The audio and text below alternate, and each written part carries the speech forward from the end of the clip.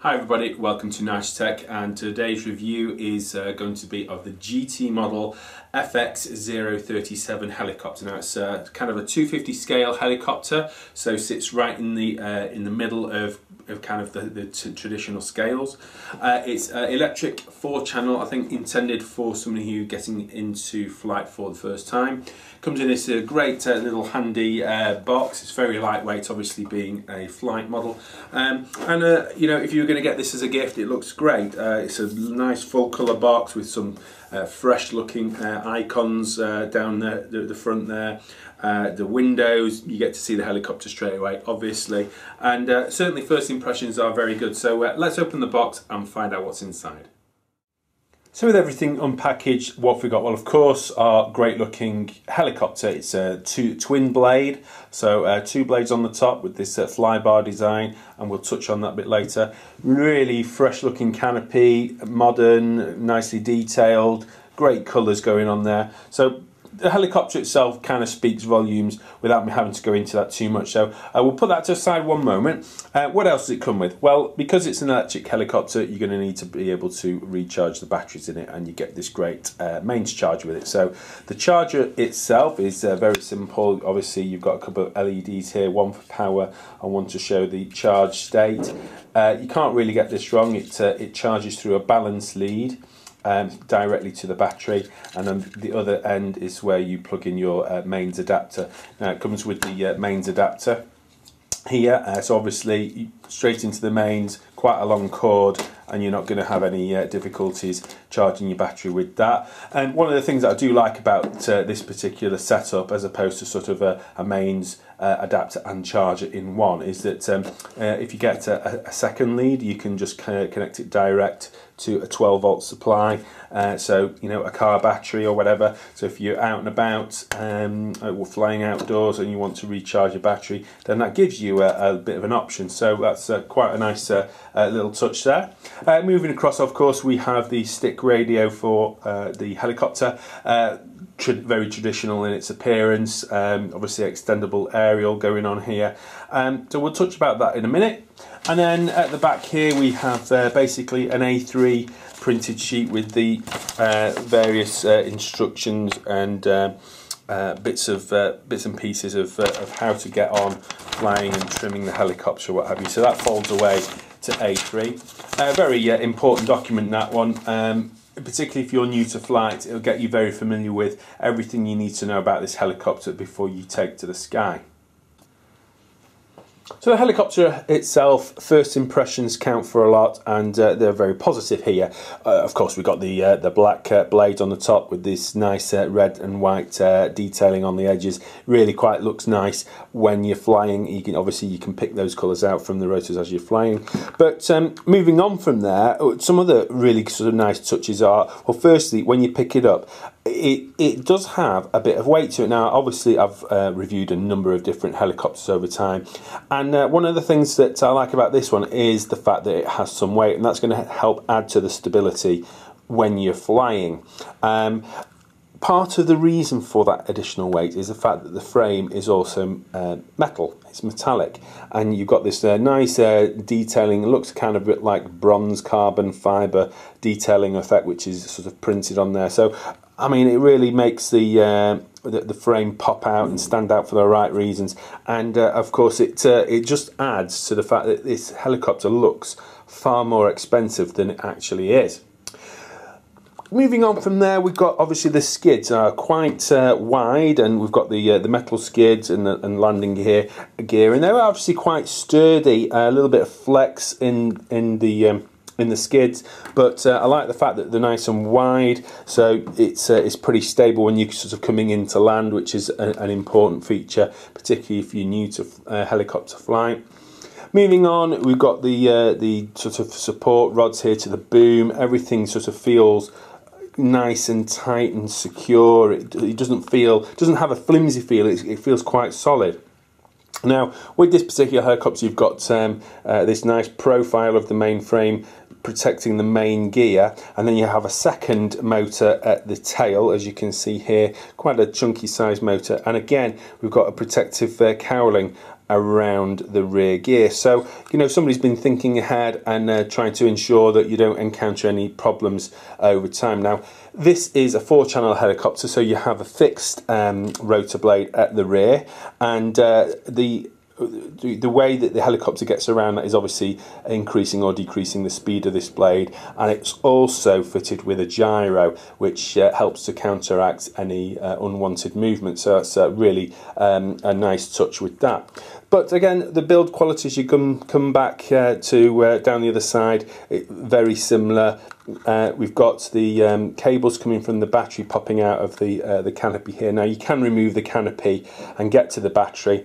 The battery is actually contained within the front here, but there's no need to remove it unless you buy a second battery for extended flight time. So there's no real reason to be able to want to take that off. But you can do it if that's what you want to do. The connections are very simple. We've got the main battery connected to the helicopter here, which is a one-way plug, so you can't get the polarity of that wrong, so that's really great. And then this is the charging plug, the one that we talked about, that goes into the charger. So you need never really remove the canopy at all. The batteries are very securely fitted in the front. Now, as we're talking about batteries, it's a 800 milliamp LiPo battery, and what does that mean? Well, essentially you'll get 8 to 9 minutes of flight time out of this battery from a full charge. So if you want to sort of be able to extend that, then you can obviously add an additional battery to your order, and just check out the page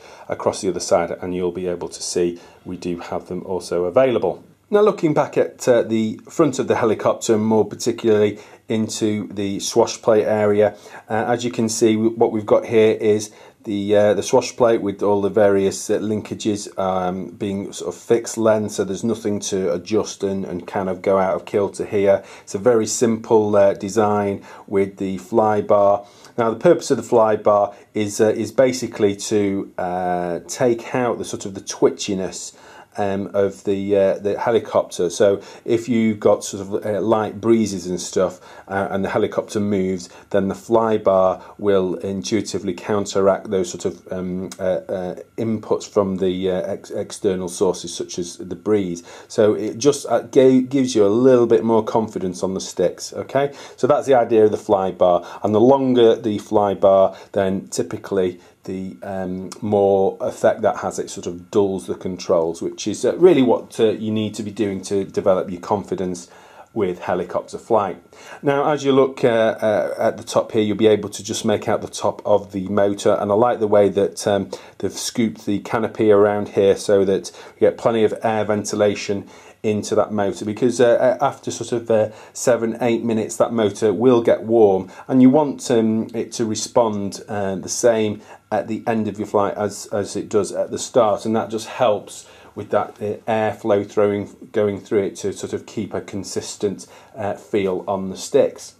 Now, turning the helicopter around, we can clearly make out we've got 2 micro servos here which control these linkages up to the swash plate. I think one of the things that's worth mentioning here is that the shaft, the rotor shaft, is metallic. It has a kind of a solid feel to it, and I also like the fact that as you sort of look around here, you've actually got an on-off switch located in the main frame of the helicopter. Not many helicopters I've reviewed have an on-off switch, so I think that is a really lovely little feature to have there.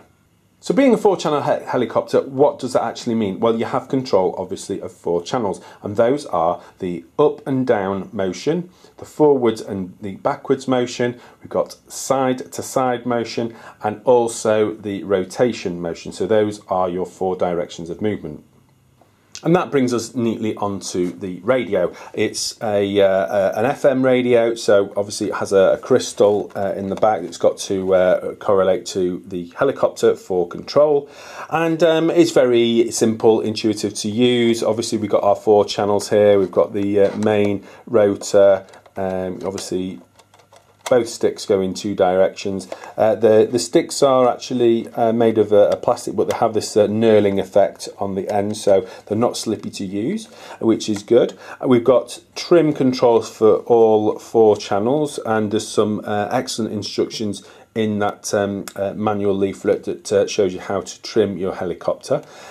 We've got the battery LED voltage indicator running across the top. I think I like about that is that when you're actually flying your helicopter, you don't have to look down. You can sort of see those lights in your peripheral vision and to know that you're safe in terms of your battery power. And then there's a couple of additional features, a slow and quick button on the right hand side, and then there's an adjustment vernier knob on the left. Now the radio itself takes 6 AA batteries, and whilst they don't come with the model, we do offer them in a rechargeable format from Nitrotech with an inexpensive mains charger. So be sure to check those out on the other side of the page just as you're clicking through to make your purchase. So that's pretty much it for this FX037 helicopter from GT. So what are the key points? Well, firstly, I think the sturdy construction of the helicopter itself with this metal frame, and I like the fact that it's metal. It gives it a little bit more weight, and it's going to be a lot less twitchy to fly because of that. It's a very simple flybar design, which is going to be easy to control. I like the fact that it's the size that it's not too big. I mean, big helicopters are great, but I think this scale is great. So you've got enough space indoors to fly it, but you can also say it's big enough to take outdoors as well, without worrying too much about breeze and what have you taking it away. So there's a lot of positives really just in the helicopter. The radio, again, very simple to use. I even like the fact that you can switch the main controls from the left stick to the right stick, just so that you can sort of do that little bit of customization, and it just helps to make you feel more in control of the helicopter. I mean, there's nothing worse than flying a model really when you're right on the ragged edge of control and you're not comfortable, because it's not enjoyable that way. This way, you know, all the boxes are ticked, and you're going to have a great time flying this particular helicopter. So that's it. As I always say, the best prices are always right here at nitrotech.co.uk, so keep it here, and I look forward to seeing you on the next review. Thanks ever so much for watching. Bye bye.